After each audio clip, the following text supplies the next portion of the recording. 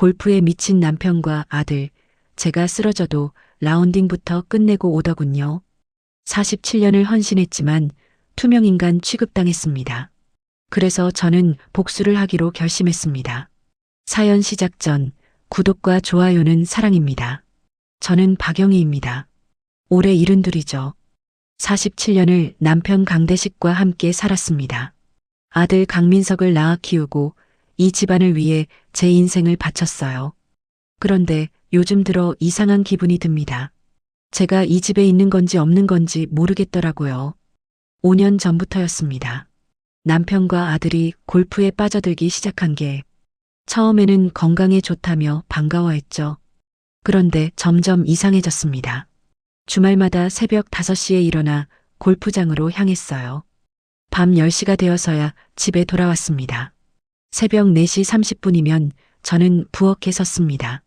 남편과 아들을 위해 도시락을 싸야 했으니까요. 김치찌개에 밥, 계란말이, 멸치볶음까지 정성스럽게 2개의 도시락을 준비했습니다. 엄마, 골프장 음식 맛없어서 못 먹겠어.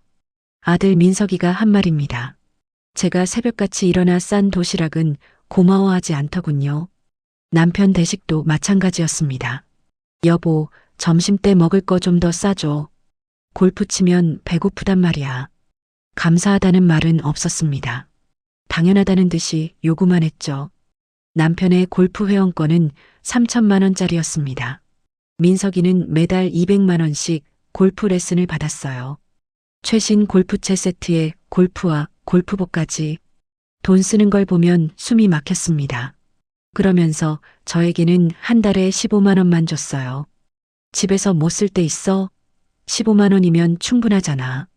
남편은 그렇게 말했습니다. 저는 아무 말도 하지 못했어요.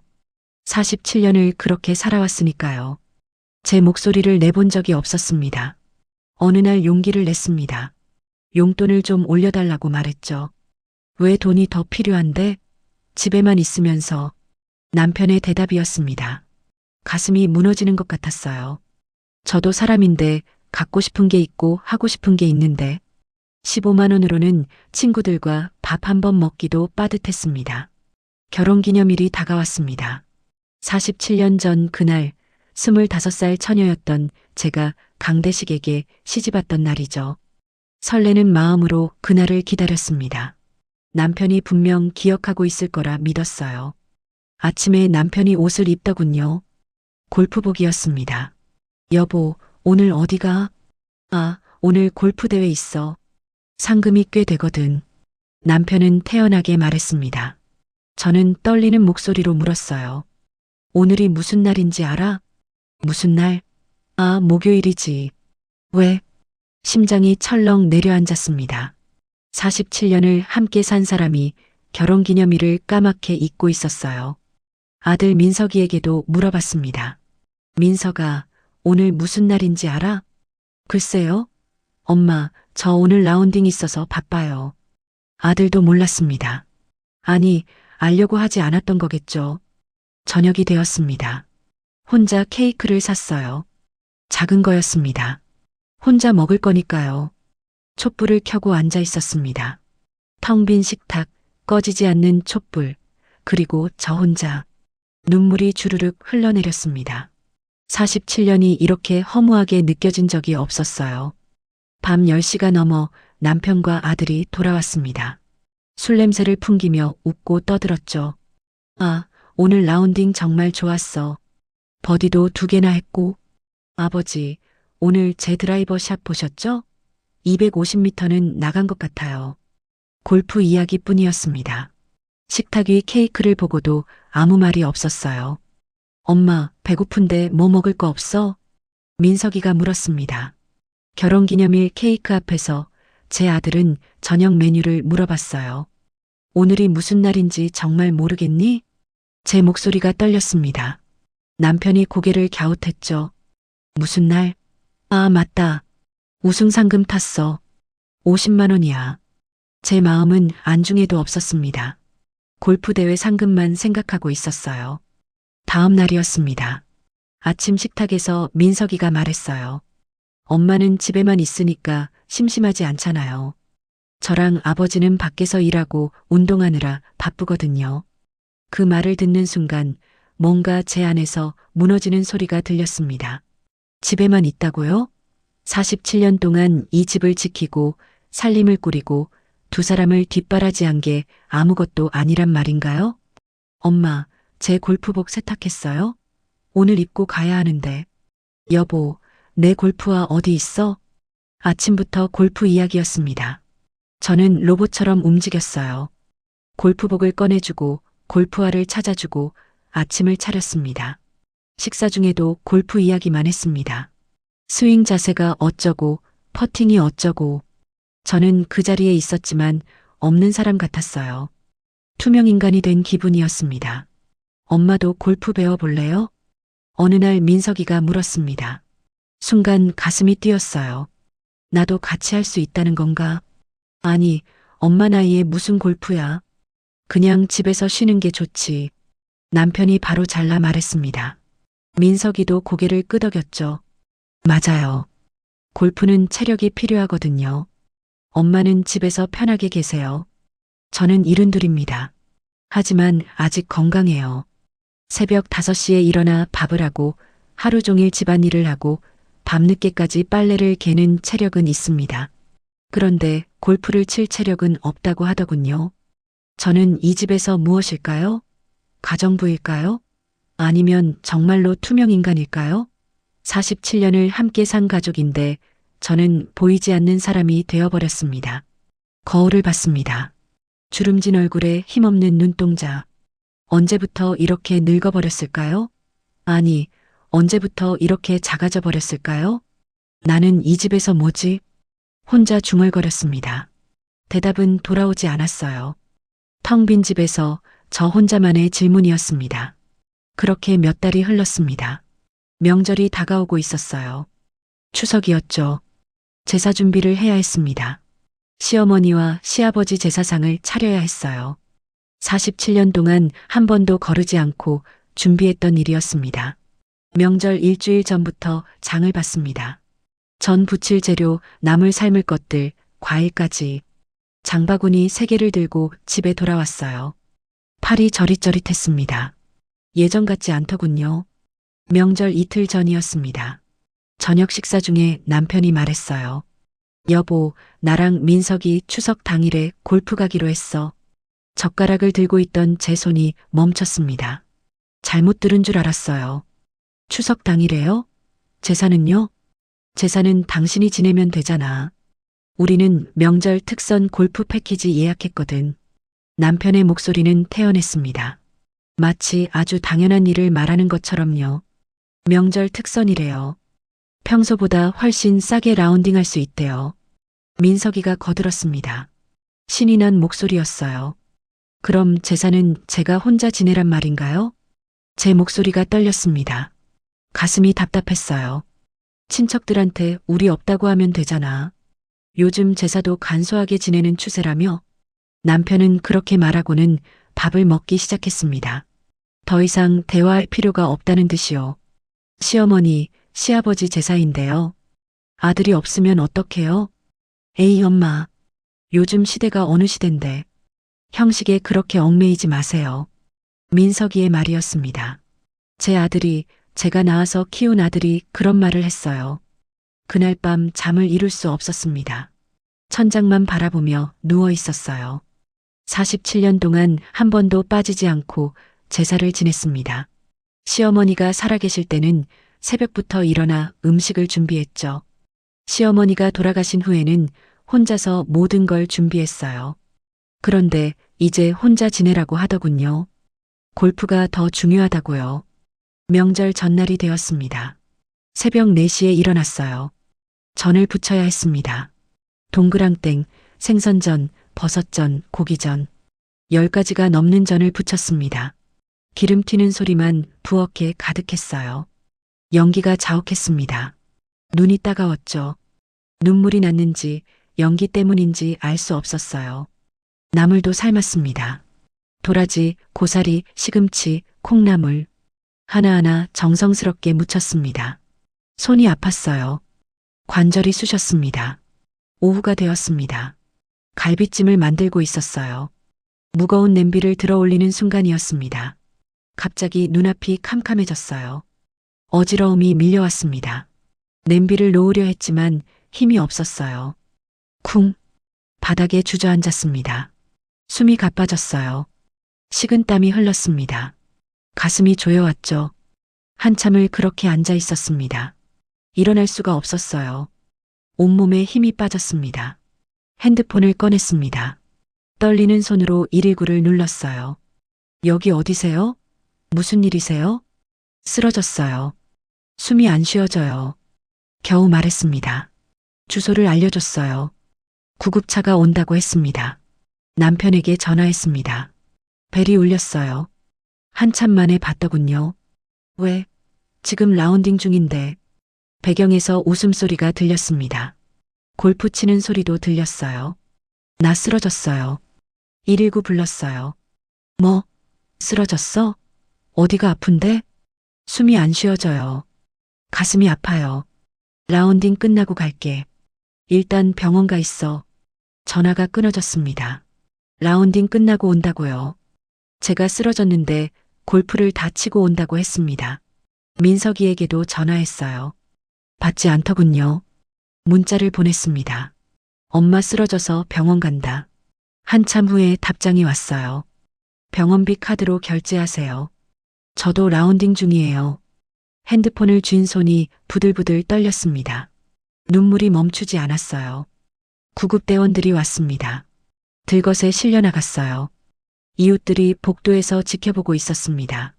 부끄러웠어요. 혼자 실려가는 모습이요. 응급실에 도착했습니다. 의사가 검사를 했어요. 과로였습니다.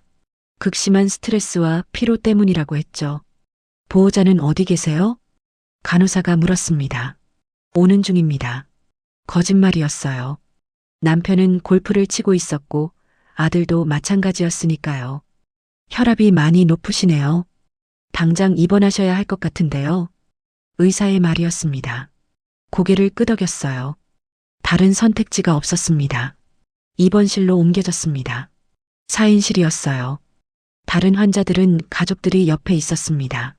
남편이, 아내가, 자식들이 옆에서 간호하고 있었죠. 저는 혼자였습니다. 텅 빈 보호자 의자만 덩그러니 놓여 있었어요. 핸드폰을 봤습니다. 남편에게서 연락이 없었어요. 민석이에게서도 마찬가지였습니다. 저녁 7시가 되었습니다. 배식이 나왔어요. 죽이었습니다. 먹고 싶지 않았지만 억지로 떠먹었어요. 옆 침대 환자의 딸이 말을 걸어왔습니다. 어머니, 보호자분은 언제 오세요? 곧 올 거예요. 또 거짓말을 했습니다. 부끄러웠어요. 밤 10시가 넘어서야 남편이 왔습니다. 술 냄새가 났어요. 얼굴이 붉었습니다. 괜찮아? 의사가 뭐래? 과로래요. 스트레스래요. 그래, 푹 쉬어. 나 피곤해서 먼저 들어갈게. 남편은 5분도 안 있다가 나갔습니다. 제 상태가 궁금하지도 않은 듯 했어요. 병원비 카드 놓고 가라는 말만 하고는 사라졌습니다. 민석이는 오지도 않았어요. 문자 하나 없었습니다. 천장을 바라봤습니다. 형광등이 희미하게 깜빡였어요. 눈물이 주르륵 흘러내렸습니다. 이틀을 입원했습니다. 그 이틀 동안 남편은 한 번 더 왔어요. 30분 있다가 갔습니다. 민석이는 끝내 오지 않았죠. 퇴원하는 날이었습니다. 간호사가 물었어요. 보호자분이 모시러 오시나요? 제가 택시 타고 갈게요. 혼자 짐을 챙겼습니다. 혼자 계산했어요. 혼자 택시를 탔습니다. 집에 도착했습니다. 현관문을 열었어요. 집안이 엉망이었습니다. 설거지가 쌓여 있었고 쓰레기가 넘쳐났어요. 빨래가 산더미처럼 쌓여 있었습니다. 거실에서 남편과 민석이가 골프 중계를 보고 있었어요. 엄마 왔어요? 그럼 저녁 뭐 먹지? 민석이의 첫 마디였습니다. 제 걱정은 없었어요. 저녁 메뉴만 물어봤습니다. 그 순간 깨달았습니다. 이 사람들에게 저는 정말로 투명인간이구나. 아니, 그냥 가정부구나. 더 이상 못 살겠다고 생각했습니다. 이대로는 안 되겠다고요. 뭔가를 바꿔야 한다고 느꼈어요. 병원 침대에서 결심했던 것들이 떠올랐습니다. 이제는 제 인생을 살아야겠다고요. 47년은 이들을 위해 살았으니 이제는 저를 위해 살아야겠다고 말이죠. 저녁을 차렸습니다. 냉장고에 있는 재료로 대충 만들었어요. 김치찌개와 계란말이였습니다. 평소 같으면 반찬을 5가지는 차렸을 텐데 그날은 힘이 없었어요. 엄마, 반찬이 이게 다예요? 병원 갔다 왔으면 푹 쉬었을 텐데. 민석이가 불평했습니다. 병원이 휴양지인 줄 아나 봅니다. 아프다는 건 관심도 없었어요. 괜찮아? 얼굴이 안 좋아 보이는데. 남편이 물었습니다. 처음으로 제 얼굴을 본 것 같았어요. 하지만 대답을 기다리지도 않았죠. 아, 참. 이번 주말에 골프 대회 있어. 민석이랑 같이 나가기로 했거든. 또 골프였습니다. 제가 쓰러져서 병원에 다녀온 지 몇 시간도 안 됐는데요. 식사를 마치고 설거지를 했습니다. 손이 떨렸어요. 아직 몸이 회복되지 않았습니다. 접시를 잡은 손에 힘이 없었어요. 그날 밤 잠들지 못했습니다. 천장을 바라보며 생각했어요. 이대로 살 수는 없다고요. 하지만 어떻게 해야 할지 막막했습니다. 새벽 5시였습니다. 습관처럼 일어났어요. 부엌으로 갔습니다. 남편과 민석이의 아침을 준비하려고요. 그런데 문득 멈춰섰습니다. 왜 제가 이러고 있나 싶었어요. 병원에서 퇴원한 지 하루밖에 안 됐는데 왜 새벽같이 일어나 밥을 해야 하죠? 냉장고를 열었다가 닫았습니다. 거실로 돌아왔어요. 소파에 앉았습니다. 가만히 앉아 있었습니다. 해가 떠올랐어요. 햇살이 창문으로 들어왔습니다. 오랜만에 보는 아침 햇살이었어요. 7시가 되었습니다. 남편이 일어났어요. 부엌으로 갔다가 나왔습니다. 여보, 아침 안 했어? 네, 안 했어요. 짧게 대답했습니다. 남편이 당황하는 표정을 지었어요. 왜? 어디 아파? 아파요. 병원 퇴원한 지 하루밖에 안 됐잖아요. 그래. 그럼 나가서 뭐 사 먹어야겠네. 남편은 그렇게 말하고는 옷을 입기 시작했습니다. 제 상태를 걱정하는 게 아니라 자기 끼니를 걱정하고 있었어요. 며칠이 그렇게 흘렀습니다. 저는 최소한의 일만 했어요. 설거지와 빨래만 했습니다. 밥도 하루에 한 끼만 차렸어요. 남편과 민석이는 불평했지만 저는 아프다는 말만 반복했습니다. 거짓말은 아니었어요. 정말로 몸도 마음도 아팠으니까요. 그러던 어느 날이었습니다. 남편과 민석이가 또 골프를 가는 날이었어요. 토요일 새벽이었습니다. 다녀올게요. 늦어도 10시에는 들어올게. 현관문이 닫히는 소리가 났습니다. 집안이 조용해졌어요. 저는 침대에 누워 있었습니다. 천장을 보다가 일어나 앉았어요. 핸드폰을 꺼냈습니다. 연락처를 뒤적였습니다. 친정 조카 수진이의 번호를 찾았어요. 수진이는 제 동생의 딸이었습니다. 35살이었죠. 전화를 걸었습니다. 벨이 울렸어요. 고모 웬일이세요? 이른 아침에. 수진이의 목소리였습니다. 반가웠어요. 수진아, 고모가 부탁 하나만 해도 될까? 네, 말씀하세요. 며칠만 좀 있을 수 있을까? 고모 집 말고 다른 데서. 전화기 너머로 침묵이 흘렀습니다. 수진이가 조심스럽게 물었어요. 고모, 무슨 일 있으세요? 응, 좀 있어. 나중에 얘기해 줄게. 알겠어요. 저희 집 작은 방 있어요. 언제든지 오세요. 눈물이 났습니다. 고맙다는 말밖에 할 수 없었어요. 전화를 끊었습니다. 일어나서 옷장을 열었어요. 짐을 싸기 시작했습니다. 옷 몇 벌을 꺼냈습니다. 속옷과 양말도요. 큰 가방에 넣었어요. 세면도구도 챙겼습니다. 47년을 산 집인데 제 짐은 가방 하나면 충분했습니다. 슬펐어요. 이 집에 제 것이라고는 옷가지밖에 없었습니다. 통장을 챙겼습니다. 제 명의 통장이었어요. 잔액은 200만 원 정도였습니다. 그동안 모은 용돈 전부였죠. 서랍에서 도장을 꺼냈습니다. 신분증도 챙겼어요. 필요한 건 다 챙긴 것 같았습니다. 가방을 들고 거실로 나왔습니다. 집안을 둘러봤어요. 47년을 살았던 공간이었습니다. 주방, 거실, 안방. 모든 게 익숙했어요.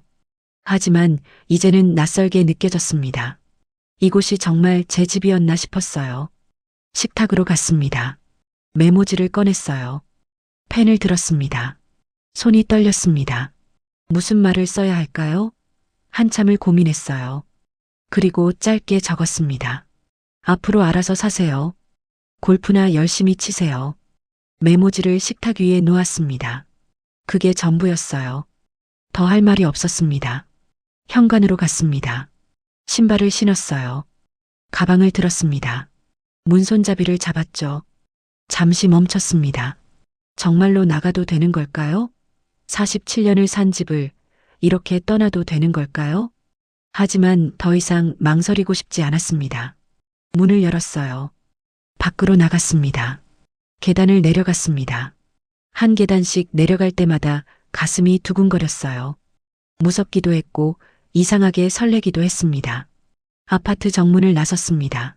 바람이 불었어요. 상쾌했습니다. 숨을 크게 들이마셨어요. 택시를 잡았습니다. 수진이의 집 주소를 알려줬어요. 차가 출발했습니다. 뒤를 돌아봤습니다. 아파트가 점점 멀어졌어요. 47년을 살았던 그곳이 작아지고 있었습니다. 눈물이 흘렀습니다. 슬퍼서가 아니었어요. 시원했습니다. 뭔가 무거운 짐을 내려놓은 것 같았어요. 창밖을 봤습니다. 거리에 사람들이 보였어요. 출근하는 사람들, 산책하는 사람들, 모두 자기 인생을 살고 있었습니다. 저도 이제 제 인생을 살 거예요. 72년을 살았는데 이제야 제 인생이 시작되는 것 같았습니다. 수진이의 집에 도착했습니다. 3층 빌라였어요. 현관벨을 눌렀습니다. 수진이가 나왔습니다. 저를 보더니 얼른 안아줬어요. 고모 오셨어요. 어서 들어오세요. 따뜻한 목소리였습니다. 그 목소리에 눈물이 또 났어요. 작은 방으로 안내받았습니다. 침대와 책상이 있었어요. 작았지만 깨끗했습니다. 고모, 여기서 편하게 지내세요. 필요한 거 있으면 언제든 말씀하시고요. 고마워, 수진아. 가방을 내려놓았습니다. 침대에 앉았어요. 창문 밖을 봤습니다. 처음으로 숨통이 트이는 것 같았습니다. 가슴이 뻥 뚫린 기분이었어요. 이렇게 홀가분할 수가 있구나. 핸드폰을 봤습니다. 전원을 껐어요. 오늘은 아무하고도 통화하고 싶지 않았습니다. 침대에 누웠습니다. 천장을 봤어요. 낯선 천장이었지만 편안했습니다. 이제야 내 인생이 시작되는구나. 혼자 중얼거렸습니다. 미소가 지어졌어요. 오랜만에 짓는 진짜 미소였습니다. 저녁 6시쯤 되었을 겁니다. 핸드폰 전원을 켰어요. 그러자마자 알림음이 연달아 울렸습니다. 부재중 전화 37통, 문자 메시지 52개였어요. 모두 남편과 민석이었습니다. 확인하지 않았어요. 그냥 핸드폰을 내려놓았습니다. 전화벨이 울렸습니다. 남편이었어요. 받았습니다. 여보, 어디야? 집에 없고 메모만 있던데. 목소리가 당황스러워 보였어요. 하지만 걱정하는 톤은 아니었습니다. 나왔어요. 나왔다니? 어디를 나와? 장난해? 장난 아니에요. 진심이에요. 갑자기 왜 이래? 저녁은 어떡하고? 역시나였습니다. 제 안부가 아니라 저녁 걱정이었어요. 골프가 좋다며? 골프채랑 사세요. 그렇게 말하고 전화를 끊었습니다. 손이 떨렸어요. 47년 결혼 생활에서 처음으로 남편에게 이렇게 말했습니다. 전화가 또 왔습니다.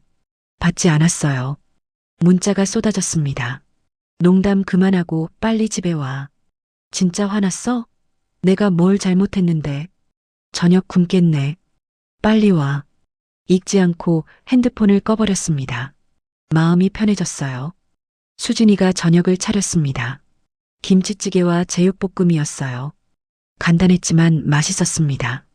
고모, 천천히 드세요. 편하게 계시다 가세요. 고마워. 패 끼치는 것 같아서 미안하구나. 무슨 말씀을 그렇게 해.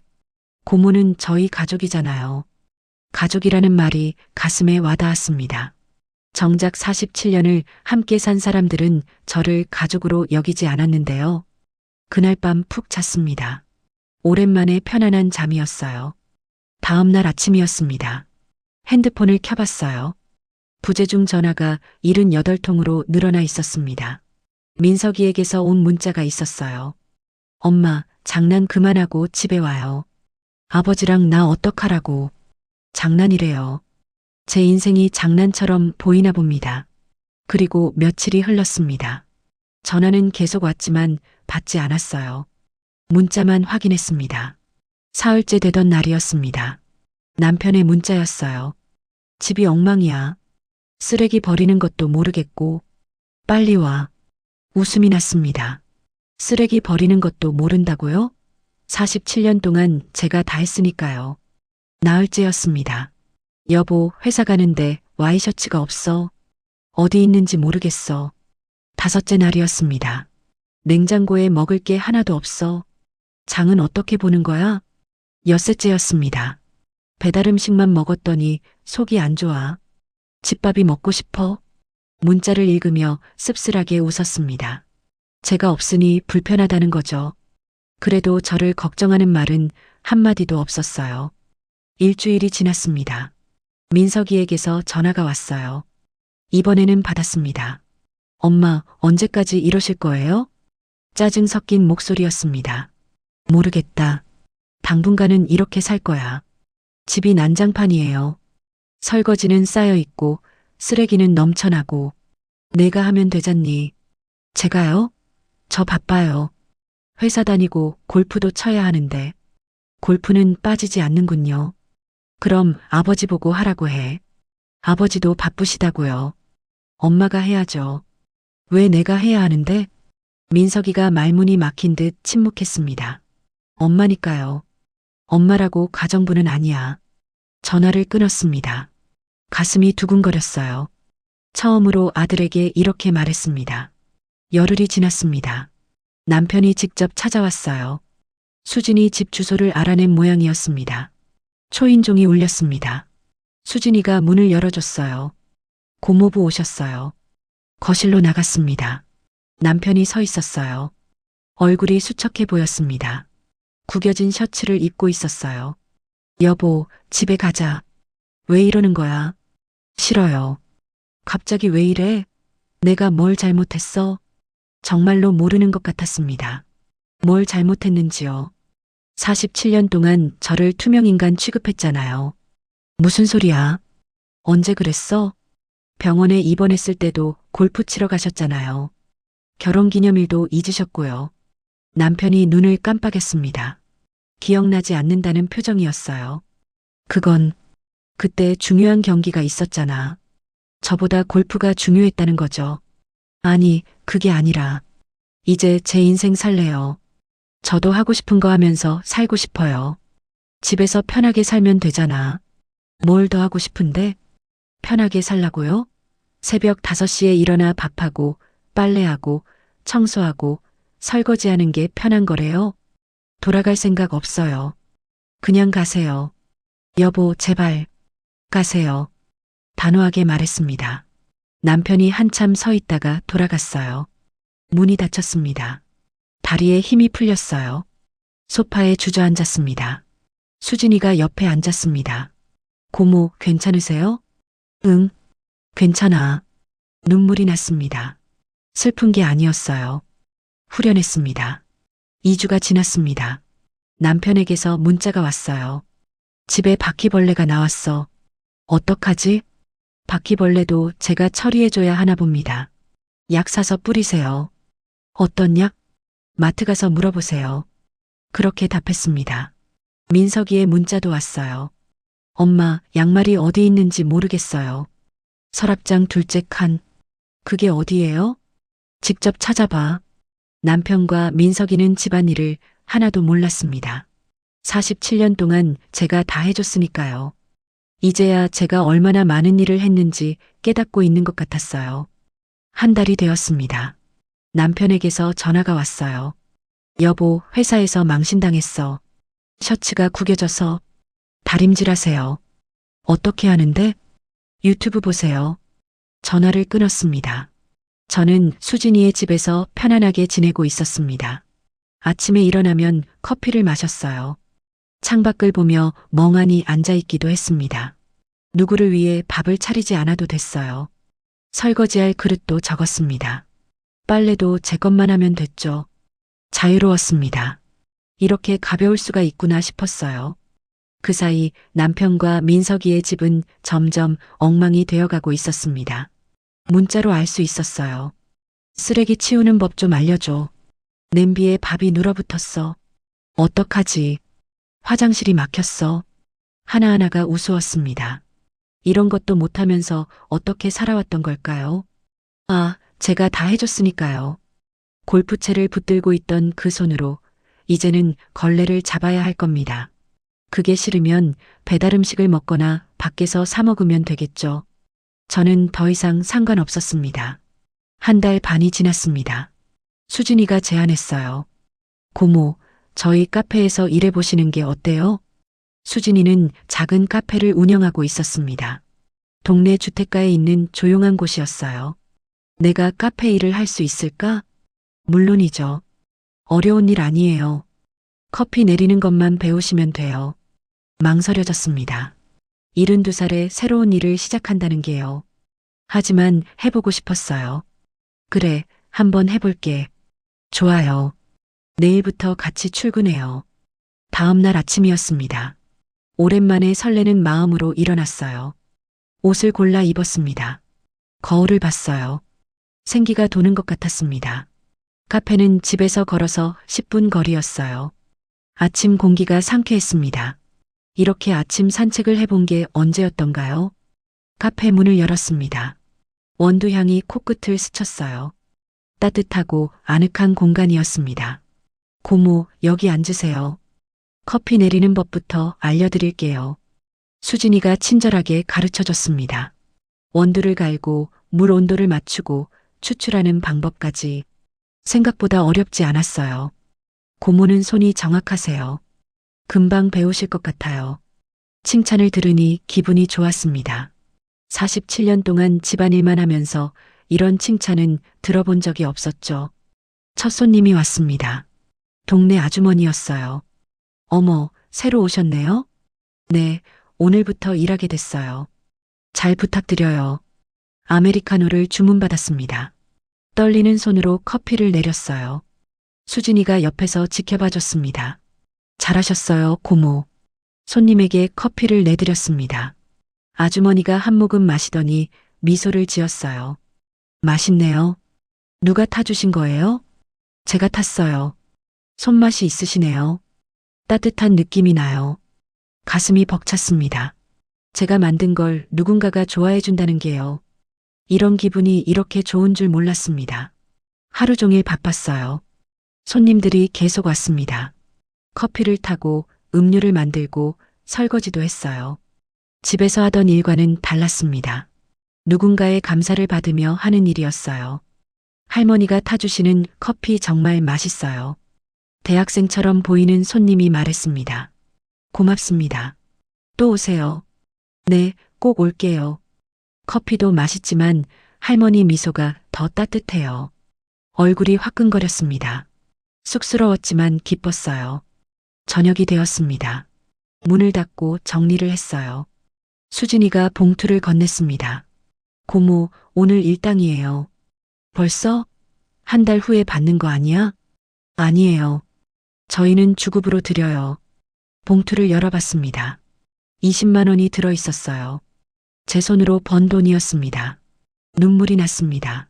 72년을 살면서 처음으로 제 노동의 대가를 받아봤어요. 남편에게 받던 용돈과는 달랐습니다. 이건 제가 일해서 번 돈이었죠. 고모, 왜 우세요? 아니야. 그냥 고마워서. 그날 밤 돈을 세어봤습니다.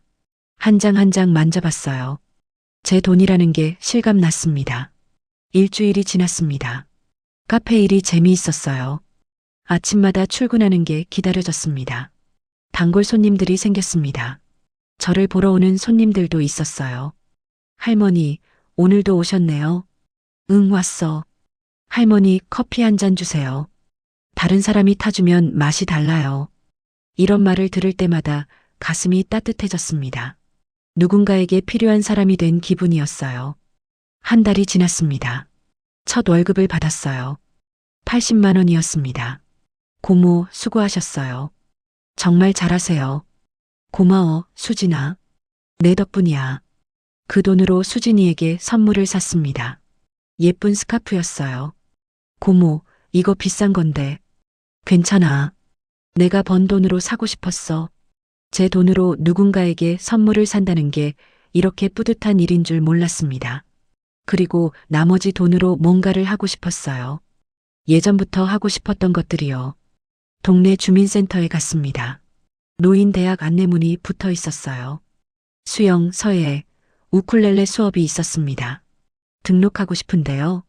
어떤 수업 들으실 건가요? 세 개 다요. 직원이 놀란 표정을 지었습니다. 세 개 다요? 바쁘시겠는데. 괜찮아요. 하고 싶은 거 다 해보고 싶어요. 등록을 마쳤습니다. 가슴이 두근거렸어요. 첫 수영 수업이었습니다. 수영복을 입고 수영장에 들어갔어요. 물이 차가웠습니다. 할머니들, 천천히 물에 적응하세요. 강사가 말했습니다. 다른 할머니들도 여럿 있었어요. 처음이세요? 옆에 계신 할머니가 물었습니다. 네, 처음이에요. 저도요. 같이 배워봐요. 물속에서 발을 차봤습니다. 신기했어요. 72년을 살면서 수영을 배워본 적이 없었습니다. 서예 수업도 시작했습니다. 붓을 잡고 한 획 한 획 그었어요. 먹 냄새가 좋았습니다. 할머니, 글씨가 힘이 있으시네요. 선생님이 칭찬했습니다. 그래요? 처음인데 손에 힘이 있으세요. 오래 하시면 잘하실 거예요. 우쿨렐레도 배우기 시작했습니다. 작은 악기였어요. 줄을 튕겨봤습니다. 소리가 경쾌했죠. 다 같이 도레미파솔 쳐볼까요? 선생님을 따라 연주했습니다. 서툴렀지만 즐거웠어요.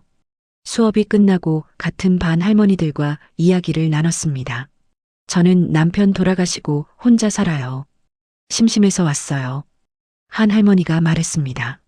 저는 애들이 다 출가해서요. 이제 제 인생 살려고요. 다른 할머니가 덧붙였습니다.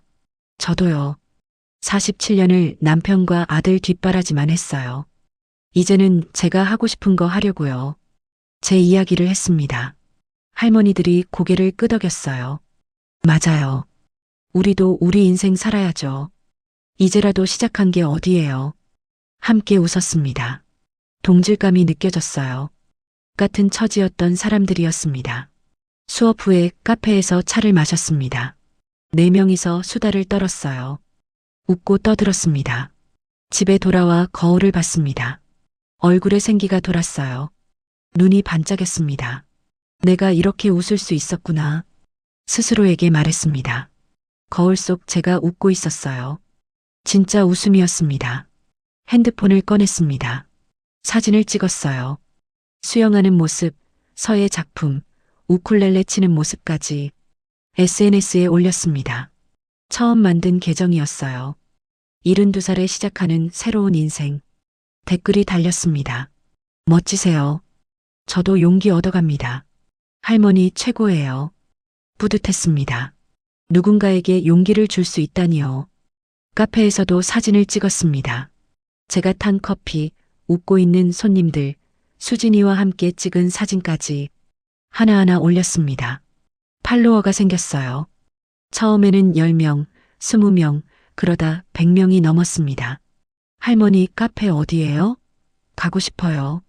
할머니 보면 힘이 나요. 댓글을 읽으며 미소 지었습니다. 이렇게 살 수도 있구나 싶었어요. 남편과 민석이에게서는 여전히 연락이 왔습니다. 하지만 읽지 않았어요. 답장도 하지 않았습니다. 저는 제 인생을 살고 있었습니다. 당당하게요. 2달이 지났습니다. 어느 날 오후였어요. 카페 문이 열렸습니다. 손님인 줄 알고 고개를 들었어요. 남편과 민석이었습니다. 깜짝 놀랐어요. 2사람 모두 초라해 보였습니다. 남편의 셔츠는 구겨져 있었어요. 면도도 제대로 안 한 것 같았습니다. 민석이도 머리가 산발이었죠. 옷차림도 엉망이었어요. 어서 오세요. 수진이가 인사했습니다. 두 사람은 제가 서 있는 카운터로 왔어요. 여보, 남편이 말을 꺼냈습니다. 목소리가 떨렸어요. 손님, 주문하실 건가요? 차갑게 물었습니다. 남편이 당황한 표정을 지었죠. 아니, 그게 아니라. 얘기 좀 하자. 손님이 아니시면 밖에서 기다리세요. 지금 근무 중이에요. 엄마. 민석이가 애처로운 목소리로 불렀습니다. 하지만 저는 흔들리지 않았어요. 6시에 끝나요. 그때까지 기다리시든지 가시든지 하세요. 두 사람은 할 수 없이 카페 구석 자리에 앉았습니다. 커피 2잔을 주문했어요. 저는 평소처럼 일했습니다. 손님들에게 커피를 내리고 미소 지으며 인사했어요. 두 사람이 지켜보고 있었지만 신경 쓰지 않았습니다. 6시가 되었습니다. 카페 문을 닫았어요. 정리를 마치고 앞치마를 벗었습니다. 고모, 먼저 들어갈게요. 수진이가 눈치를 보며 말했습니다. 그래, 고마워. 남편과 민석이가 다가왔습니다. 의자를 끌어와 앉았어요. 말씀하세요. 뭐 때문에 오신 건지. 여보, 우리 집에 돌아가자. 남편이 먼저 입을 열었습니다. 싫어요. 제발 부탁이야. 우리가 잘못했어. 엄마, 우리 정말 반성했어요. 민석이도 거들었습니다. 하지만 진심으로 들리지 않았어요.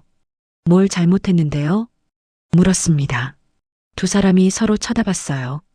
그게 엄마한테 소홀했던 거? 민석이가 조심스럽게 말했습니다. 소홀했다고요? 그게 다예요? 집안일도 너무 많이 시켰고, 시킨 게 아니라 제가 알아서 다 했죠. 당신들은 당연하다고 생각했잖아요. 남편이 고개를 숙였습니다. 미안해. 당신이 얼마나 힘들었는지 이제야 알겠어. 이제야요? 2달 동안 집안일 해보니까 알겠다는 거죠? 그래. 정말 힘들더라고. 설거지하고 빨래하고 청소하고 이걸 당신이 혼자 다 했다는 게 믿기지 않아. 47년 동안 했어요. 목소리가 떨렸습니다. 분노가 치밀어 올랐어요. 엄마, 집이 난장판이에요. 저희는 정말 아무것도 못해요. 민석이가 말했습니다. 그래서 제가 돌아가야 한다고요? 아니, 그게 아니라. 맞잖아요. 집이 엉망이니까 제가 돌아와서 치우라는 거죠. 민석이가 말문이 막혔습니다. 엄마가 해주는 밥이 그리워요. 깨끗한 집도 그립고 다림질된 옷도 그립고 그러니까 가정부가 필요하다는 거네요. 그게 아니에요.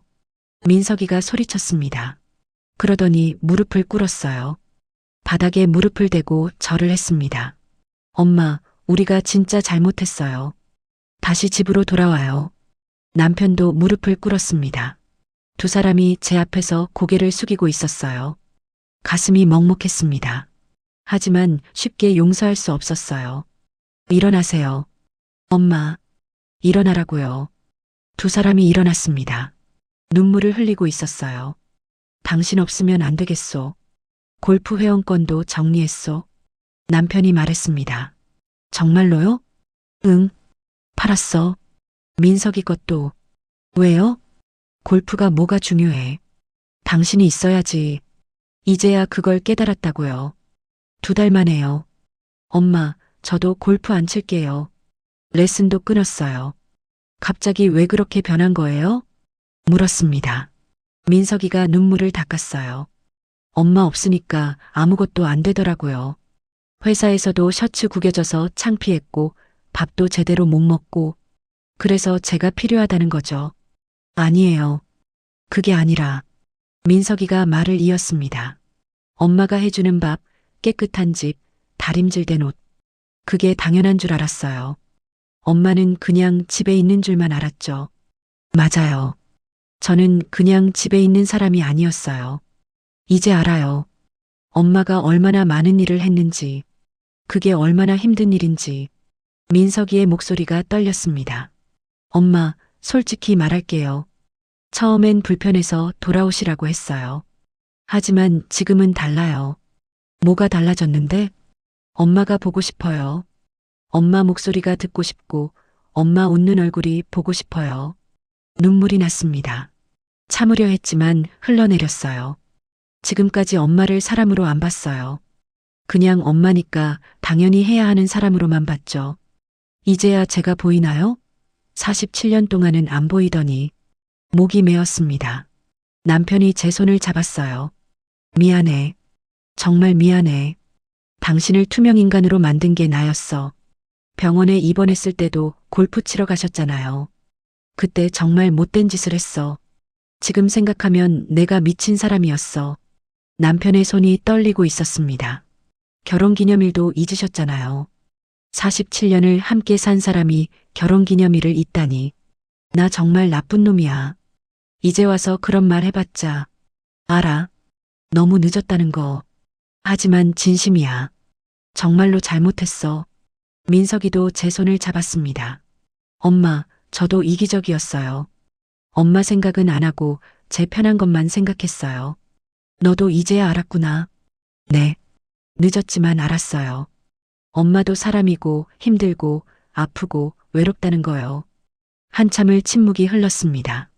세 사람 모두 눈물을 흘리고 있었어요. 저도 이제 제 인생이 생겼어요. 천천히 말했습니다. 여기서 일하는 것도 행복해요. 친구들 만나는 것도 좋고 수영하고 서예하는 것도 즐거워요. 알아. 당신 SNS 봤어. 정말 행복해 보이더라.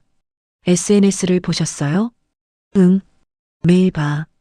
당신이 웃고 있는 사진 볼 때마다 가슴이 아파. 남편의 목소리가 떨렸습니다. 내가 당신한테 그런 웃음을 못 주게 했구나 싶어서. 여보, 기회를 한 번만 줘.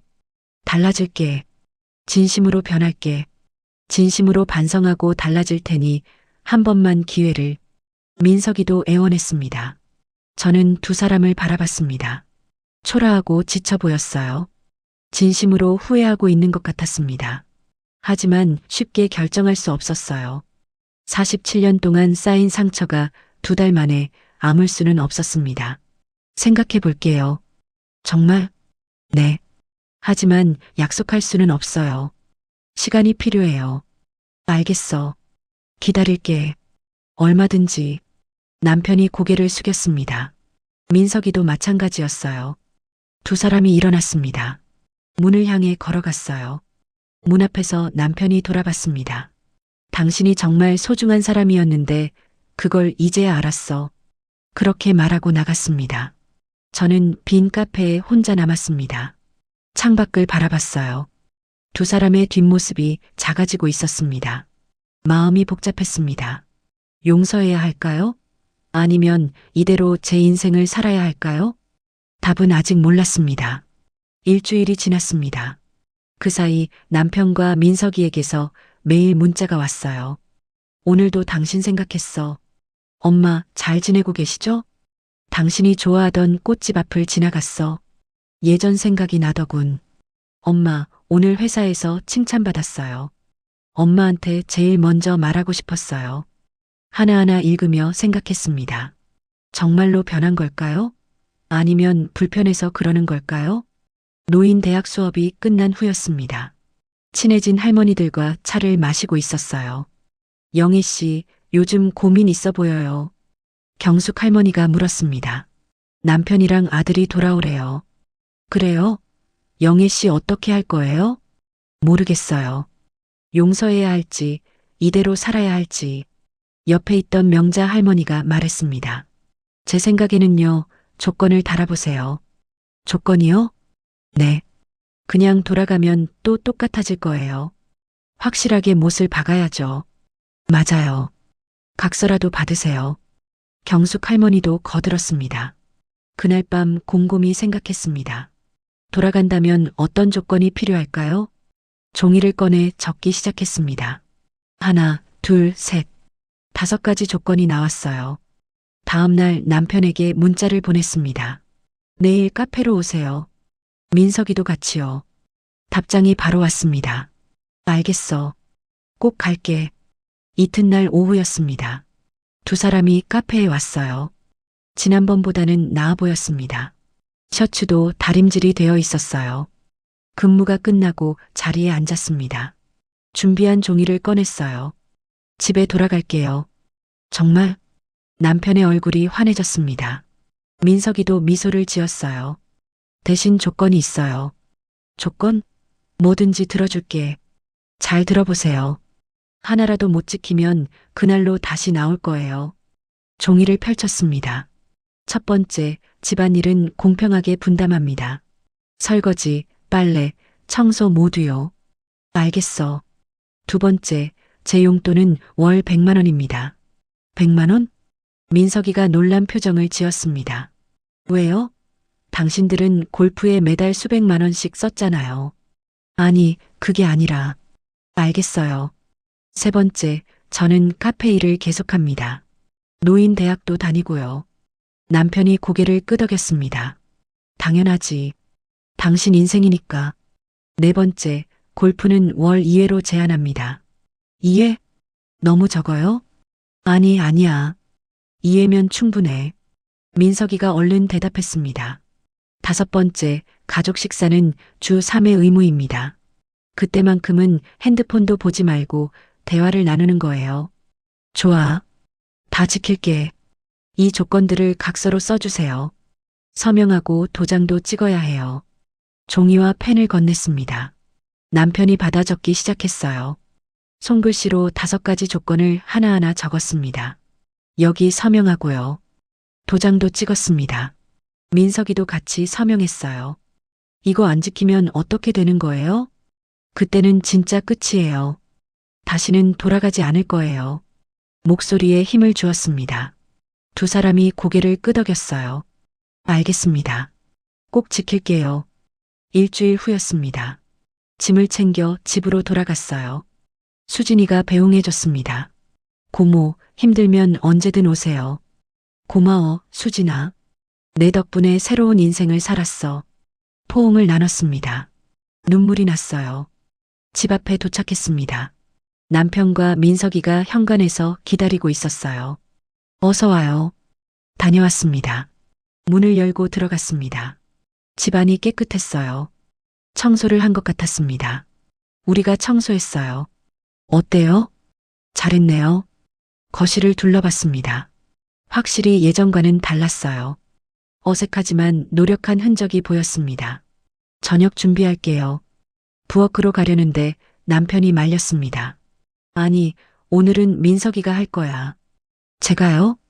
민석이가 부엌으로 갔습니다. 냄비를 꺼내고 재료를 꺼냈어요. 서툰 손놀림이었지만 열심히 했습니다. 1시간 후 식탁에 음식이 차려졌습니다. 김치찌개와 계란말이 그리고 상추 겉절이었어요. 맛은 보장 못해요. 민석이가 쑥스럽게 말했습니다. 한 숟가락 떠먹었어요. 간이 조금 짰지만 나쁘지 않았습니다. 맛있다. 정말요? 응. 잘했어. 민석이의 얼굴이 환해졌습니다. 식사 후 설거지를 하려는데 남편이 말렸어요. 내가 할게. 당신은 쉬어. 혼자 할 수 있어요? 유튜브 보고 배웠어. 괜찮아. 남편이 고무장갑을 끼고 설거지를 시작했습니다. 어색한 손놀림이었지만 열심히 했어요. 민석이는 청소기를 돌렸습니다. 거실과 안방을 청소했어요. 소파에 앉아 지켜봤습니다. 신기한 광경이었어요. 47년 만에 처음 보는 모습이었습니다. 다음 날 아침이었습니다. 일찍 일어났어요. 습관적으로 부엌으로 가려다 멈췄습니다. 거실로 나갔습니다. 남편이 부엌에서 뭔가 하고 있었어요. 뭐해요? 아침 만들고 있어. 토스트랑 계란 프라이. 혼자요? 응. 이 정도는 할 수 있어. 식탁에 앉아 기다렸습니다. 남편이 접시를 날랐어요. 토스트가 조금 탔지만 먹을만 했습니다. 맛있네요. 다행이다. 연습 많이 했거든. 함께 아침을 먹었습니다. 남편이 말했어요.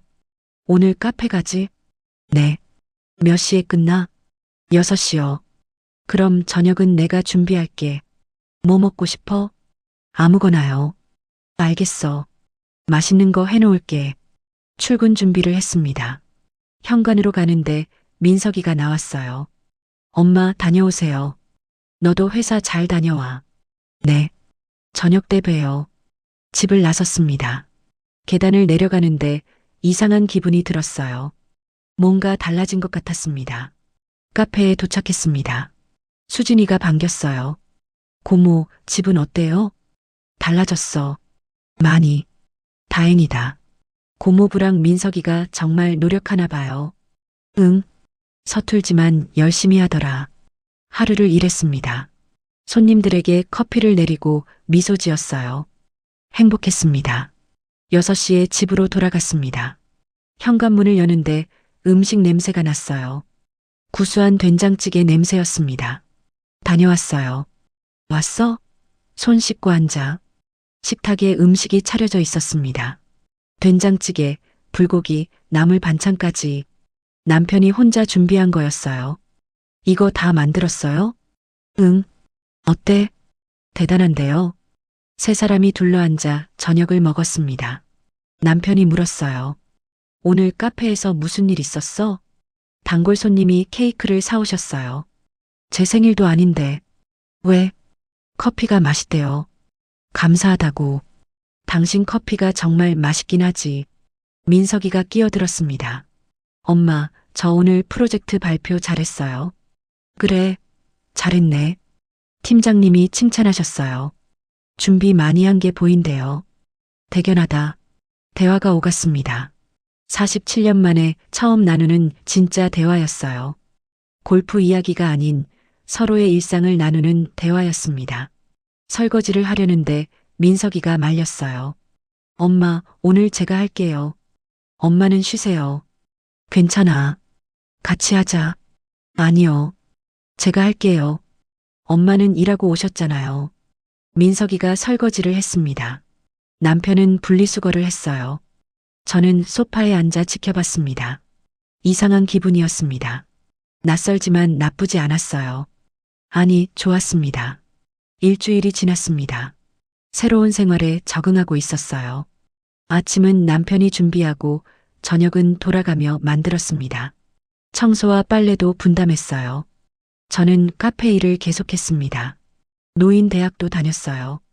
수영 실력도 늘고 서예 작품도 하나 완성했습니다.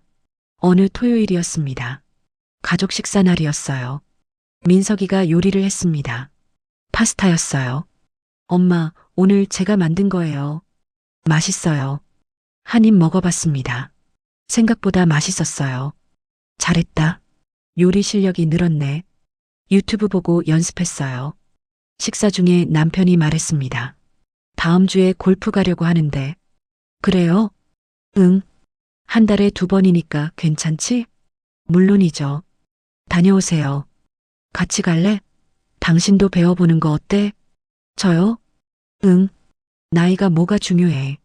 하고 싶으면 하는 거지. 가슴이 따뜻해졌습니다. 예전에는 나이 핑계로 못하게 했는데요. 생각해 볼게요. 저녁을 마쳤습니다. 거실에서 텔레비전을 봤어요. 세 사람이 나란히 앉아 있었습니다. 민석이가 제 어깨에 머리를 기댔어요. 엄마 고마워요. 뭐가? 돌아와줘서요. 기회를 줘서. 눈시울이 뜨거워졌습니다. 너희가 노력하니까. 남편도 제 손을 잡았습니다. 앞으로 더 잘할게. 당신을 행복하게 해줄게. 저도 노력할게요. 창밖을 봤습니다. 달이 떠 있었어요. 밝은 보름달이었습니다. 47년 만에 처음으로 평화로운 기분이 들었습니다. 완벽하지는 않았어요. 여전히 서툴렀고 때로는 옛날 습관이 나오기도 했습니다. 하지만 달라지고 있었습니다. 조금씩이지만 변하고 있었어요. 이제야 가족 같네요. 혼자 중얼거렸습니다. 남편과 민석이가 물었어요. 뭐라고? 아니에요. 그냥요. 미소를 지었습니다. 진짜 미소였어요. 72년을 살면서 처음으로 제 자리를 찾은 것 같았습니다. 투명 인간이 아닌 한 명의 사람으로요. 그리고 이제는 가족도 그걸 알고 있었습니다. 여러분, 언제든 늦지 않았습니다. 지금이라도 당신의 인생을 살아도 괜찮습니다. 오늘의 사연이 마음에 와닿으셨다면 좋아요 눌러주시고 사연의 주인공에게 댓글로 따뜻한 말 한마디 부탁드립니다.